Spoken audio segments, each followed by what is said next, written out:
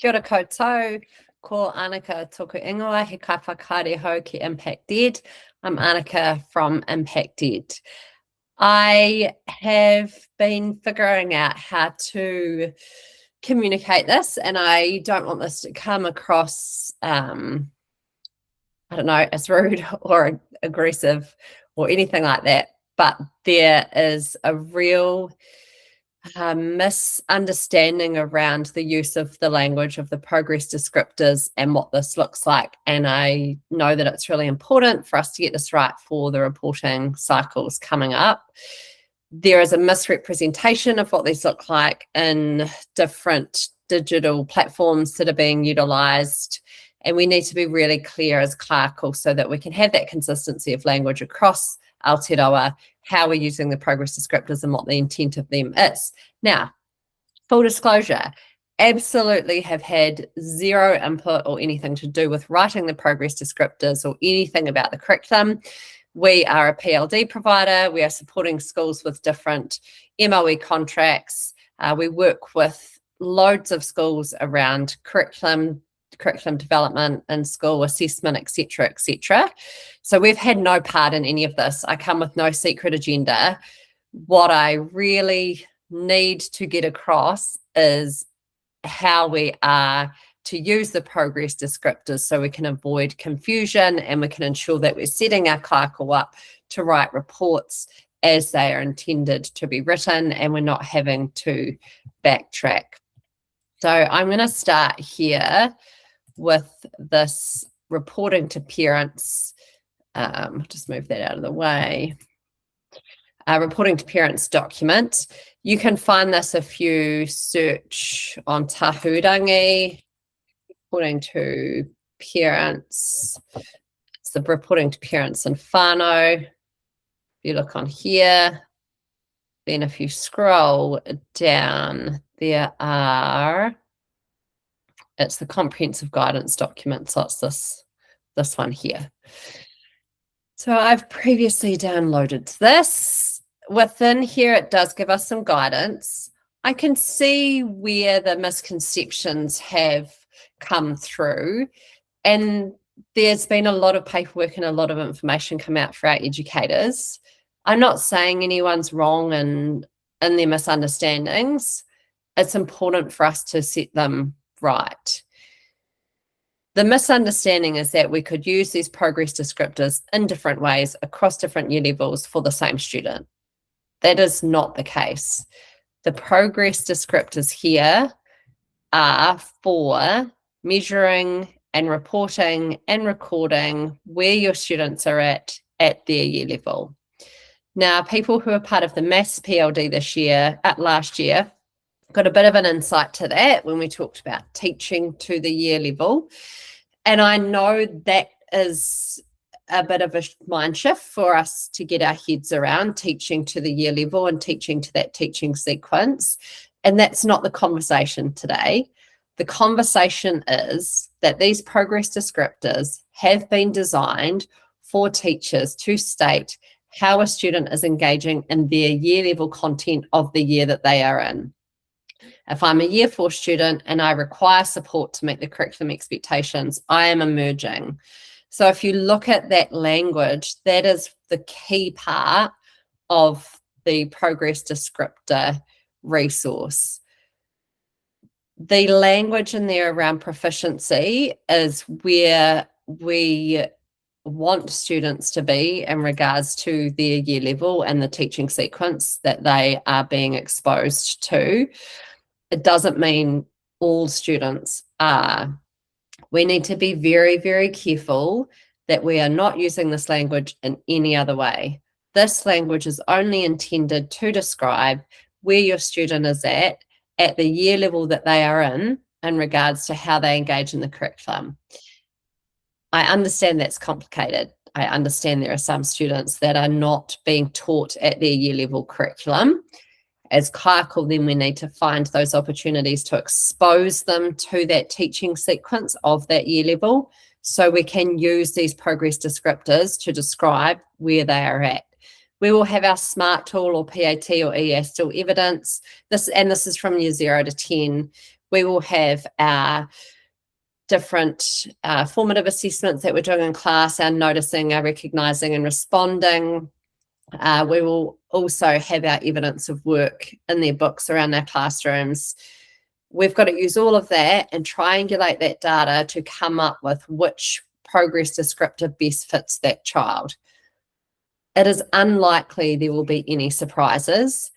I will know if my child constantly, consistently needs significant support to engage in the classroom. It is unlikely that the word emerging coming home to me would be surprising. What schools also need to consider, though, is that you are not legally obligated to send this language home, but it is a regulatory requirement that you use this language in-house and report this to the board. So for every student for reading and writing and maths, you will have the student name and triangulated the data and which progress descriptor they are at in regards to the year level they are in. Again, if I have a year 9 student who's engaging in year 7 curriculum content, I have to expose them to the year 9 curriculum content, look at that teaching sequence, give them the opportunity to engage, and if they needed significant support every time they engaged in their year level, they are sitting at emerging when we're looking at those progress descriptors. So if we have a look through this document, it is, and as I read through this again, I thought, yes, okay, I can see how this has been misconstrued as we're working through this. It's not clear enough in the document that it is the year level. Some people have had the opportunity to engage in professional learning where they understand that it's the year level. It has been said, but if you haven't been part of all of that and then you're coming in and reading through this documentation and kind of thinking about what that looks like for you and for your students, I can see where the gaps are and why some people have come to the conclusions they have. But when we're looking at this, we have to remember that at the end of each year actually means at the end of each year level. So when I'm thinking about that in proficiency, if proficiency is not achieved by the end of the year, and that means if I'm at a year 2, if I'm not proficient in the year 2 curriculum content by the end of year 2, then the next year of learning should deliberately strengthen foundational knowledge using the teaching sequence of the next year, provide explicit and responsive instruction, and ensure sufficient time and support are allocated to key concepts and enable progress. So when we are moving through the year levels, we're expected to expose the students to that next year level. And if they're not proficient, then we need to put, it might be interventions, it might be scaffolds, it might be little moments of exposure building up to more. But the whole intention of these progress descriptors is about describing where a student is at in regards to the year level teaching sequence in reading and writing and maths. So if we look through here, we can see, and this is why the rubrics now, so we've got the reading and the writing and the maths rubrics that sit on that same website. So if I click on rubrics here and I can download them, if I click, let's have a look at maths, click on there, it'll download. This is why this just says on every single year level the same thing, because we're looking at the progress marker, which is this one here, which is proficient for the end of that year level. If I look at maths, these strands, this is what I would expect to see by the end of their second year at school, if that student is proficient. If they need significant guidance and assistance to engage in this, they're emerging. If they can learn facts and apply knowledge in familiar context with some support, some guidance, then they are sitting and developing. But these only refer to the year level that the student is in. I'm not looking at a year 3 student and going, okay, well, this is what they need by the end of this year, but this is where they're at and they are consolidating in that, so then I'm giving them that mark. I'm only looking for my year 3 students around how they engage in what I'm teaching them using a progress descriptor in regards to the teaching sequence and the curriculum content. That is the only time I use this language. So if you are using a digital platform that has opportunities to click year 3 consolidating, but they're a year 4, that is incorrect. And I am sorry, and I'm not meaning to be rude. And I know everyone is working incredibly hard in this space to support teachers, and everyone is absolutely doing their best, but it is very misleading around how we use this language, and we really need to get it right. I should only receive a report for my year 10 and my year 6 children stating which progress descriptor they are at in regards to year 6 and year 10 content. I should not receive a report saying your year 6 child is exceeding in the year 3 content or proficient in year 3. I'm only going to see how my child engages in this content here, whether or not they need a significant support or they are high flying. And next year, that child will then be exposed to the year 7 content, and we will work through here. Yes, this 100% means you are going to have some students that will consistently throughout their school life be tagged as emerging. That does not mean that they are not showing progress. You still have an opportunity on their reports to celebrate all of the wonderful, amazing achievements that those students have made. We just have to make sure when we are using that language that it is only using it in regards to the year level that they're in. It's just so important that we get our heads around that at the moment. Otherwise, we're going to end up in a bit of a kerfuffle. So if you have a digital platform that is giving you the opportunity to use different year level teaching sequences for students, please do not use that function. This is only for the year level. So you've got to pull the year level down of the year level that you're teaching, that student is in, and make sure that you use the language there. I can guarantee you could write a class list right now and use those progress descriptors across your class. You know where they're at. But the next thing is that we have to have that triangulated data so we can stand on the hill and say, well, this is the evidence that I've got to show that that student sits at each of those, or where they're at around that regards to triangulation. So if we head back to here, if I've put a child or a student at developing, a parent would very likely know that already their child was starting to understand key ideas, often with some support. It is unlikely that a parent wouldn't know that their child had some support in the classroom. Even for our parents that aren't as engaged as others in our schooling, it's likely that they are aware that those students need some support with a bit of help with the right support. So you're just looking at that language that sits within each, and that's what that means as your students are working through. So it's very, very important that we use this with the right intent. Otherwise, we are going to end up with documentation for Africa that looks absolutely gorgeous, but is not fit for purpose.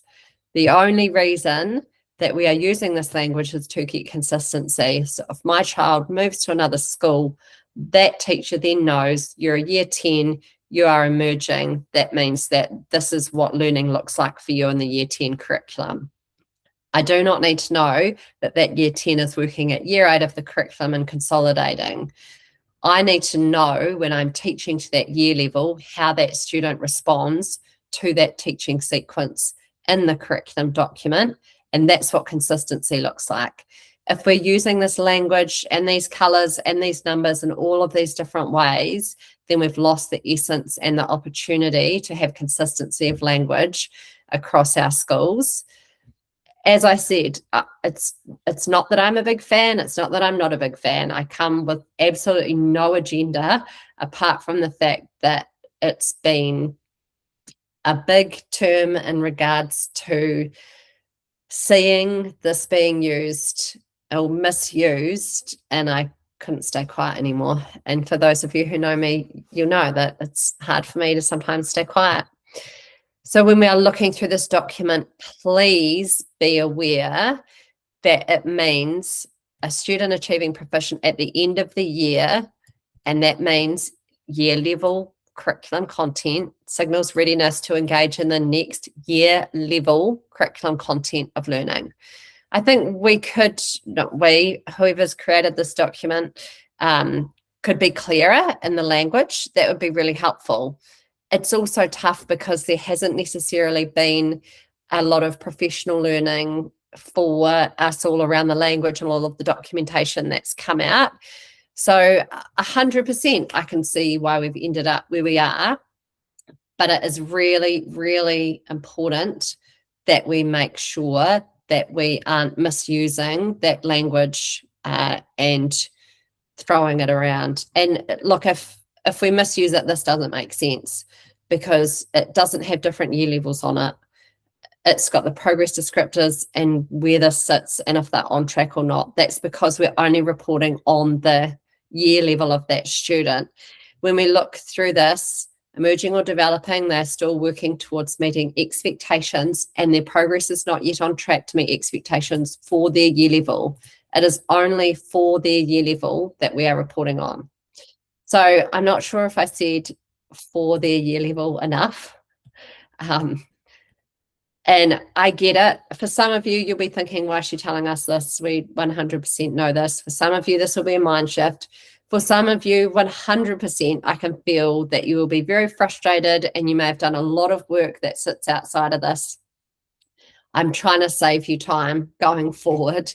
It's really, really important that we are aware of the intent of the progress descriptors and that we are using them correctly. Because as I said before, otherwise we're missing this big opportunity of consistency across our schools. I can't say it enough. I'm not for or pro. I didn't write them. There is absolutely no intention of trying to push these on anyone. Those of you who know me know that are impacted. We're just here to help and sift through all of the information. But that's the biggest misconception at the moment for people that I'm hearing day after day after day. At the end of the day, I think you're all incredible. Hats off to educators. You're doing an amazing job with all of our young people. You're doing an amazing job on the daily with these people in front of you whilst trying to sift through all of this paperwork and navigate what you need to know and what you need to implement and what's happening for report writing. I don't know how you do it some days. You must be feeling really exhausted, but hold each other up. Our kids still need us, and I know that you are all doing an amazing job. If you have questions, feel free to fire them through to me. You can find us on impacted.co.nz. But please, please, please make sure that you are using those progress descriptors for the right intent and not slapping them on other rubrics that sit across the school or using them in digital platforms with other year level content. It's got to be the year level that that student is in. Thank you very much. Sorry that sounded kind of ranty. I just want to make sure that we're all steering in the same direction in the waka. Ka kite.